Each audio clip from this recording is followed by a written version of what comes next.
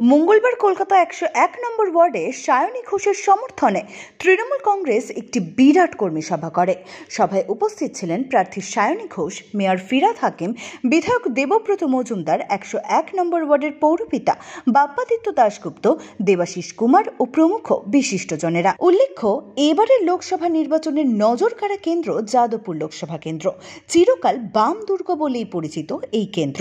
তৃণমূল কংগ্রেস সর্বশক্তি দিয়ে নেমে পড়েছেন তৃণমূল প্রার্থী সায়নী ঘোষকে জেতানোর জন্য।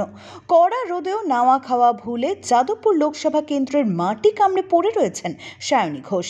নিজের চেনা ছন্দে ছুটছেন এই প্রান্ত থেকে ও প্রান্ত। নিত্যদিন তার প্রচারেও রয়েছে নিত্য নতুন চমক।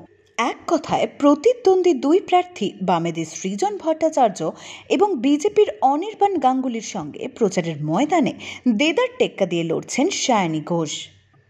যতই নানা কল কাটিয়ে দিল্লি যাবে হাওয়াই ছুটি, এটা বুঝে নাও। এবং বাংলার মানুষ তাদেরকে বিভ্রান্ত করার জন্য এই যে চক্রান্ত, এবং বাংলাকে কলুষিত করা, মমতা বন্দ্যোপাধ্যায়কে কলুষিত করার এই চক্রান্ত আমরা আগেই বলেছিলাম। তখন মানুষ বলতো তৃণমূল নিজের দিন বাঁচানোর জন্য করছে। তাদেরকে বলবো যে পর্দা ফাঁস হয়ে গেছে, চোখ খুলে গেছে মানুষ। রাজনৈতিকভাবে লড়াই করুন না, নোংরামি করছেন কেন, কনস্পিরেসি করছেন কেন? রাজনৈতিকভাবে লড়ুন না, মাঠে থাকুন না, চোখে চোখ রেখে খেলুন না। কে বারণ করছে? ফার্স্ট আছে যাদবপুরের মানুষের পালস বোঝার কি আছে? ছোটোবেলা থেকে এখানে বড় হয়েছি, মানুষ হয়েছি।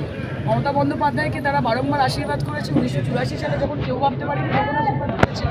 Jadavpur stands for change, Jadavpur stands for energy, for excitement, for youth. আমি বিশ্বাস করছি যে যাদবপুরের মানুষ দুহাত ভরে আমাকে এবং তৃণমূল কংগ্রেসকে আশীর্বাদ। ভালো, এটা আমার কাছে অনেক বড় পাওনা। ববিতা এসেছিলেন, দেবাশিস কুমার এসেছিলেন, মলয়দা এখানে রয়েছেন, অলরেডি স্টেজে বসে আছেন, আমাদের বিধায়ক চট্টগ্রামে যাচ্ছেন। আমি যুব সভানেত্রী, ইয়াং ক্যান্ডিডেট। আমার জন্য সবাই এইভাবে আসছেন, সবাই আমাকে সাপোর্ট করছেন। এটা আমার কাছে I am very lucky to get that. এবং তাত্ত্বিক আলোচনা করতাম আর থিওরি করতাম, তাহলে প্র্যাকটিক্যালটা কবে হতো? 3 বছর ধরে গ্রাউন্ডে থেকে প্র্যাকটিক্যালি মানুষের মধ্যে পৌঁছে কাজ করেছি, সেটার প্রতিফলন। দাঁড়িয়া দিল মানুষ আশীর্বাদ করছেন দুহাত ভরে, সেই বর্ষা এগিয়ে যাচ্ছি। সমুদ্রে পেতেছি শয্যা শিশিরে কি প্রথম যেদিন ছিল স্বাভাবিক, আমাকে যদি দ্রুত যেতে হয় তাহলে আমি একা যাব, কিন্তু আমাকে যদি দূরে যেতে হয় তাহলে আমাকে সবাইকে একসাথে নিয়ে যেতে হবে। এটা আমাদের তৃণমূল কংগ্রেস সত্যি দ্রুত যেতে চায়, তৃণমূল কংগ্রেস দূরে যেতে চায়, প্রকাশ এবং সেই জন্য আপনাদের সমর্থন, আপনাদের ভালোবাসা মমতা বন্দ্যোপাধ্যায় আমাদের অত্যন্ত প্রয়োজন।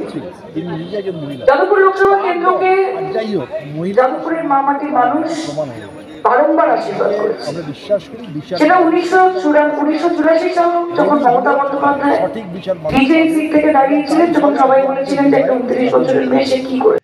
ব্যুরো রিপোর্ট, আমার উৎসব নিউজ।